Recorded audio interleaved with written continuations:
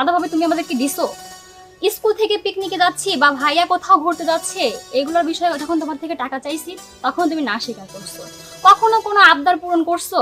কখনো কোনো বন্ধুর সঙ্গে কোনো আত্মীয়র বাসায় যেতে দিছো নিজের একা একা?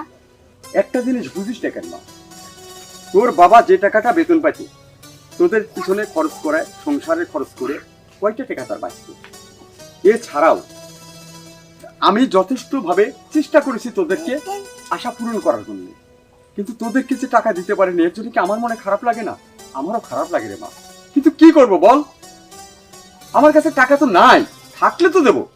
আচ্ছা আব্বা থাক, তোমার এই একই পচাল এই জীবন ধরে শুনতে শুনতে আমরা দুই ভাই বোন একবারে অতিষ্ঠ হয়ে গেছি। তোমার যেটা ভালো লাগে তুমি সেটা করো, এই কারণে তোমার সঙ্গে ভাইয়ের ঝামেলা হয়। হ্যাঁ, বুঝলি না রে বাবা, বুঝলি না, ঠিকই বুঝবি যেদিন তোর এই বাপটা চোখ বন্ধ করবে